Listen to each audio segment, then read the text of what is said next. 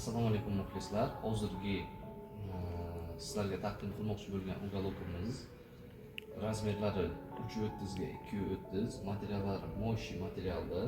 Ko'p kishiga savol tug'ilyapti. Plasmas oyoqlik mebellar chidolmaydimi?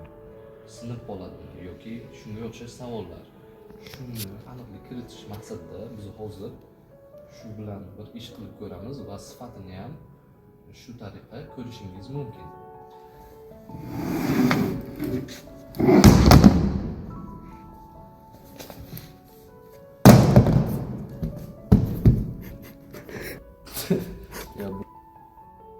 Endi buni sifati, ya'ni parallon prujinalarni tekshirib ko'ramiz.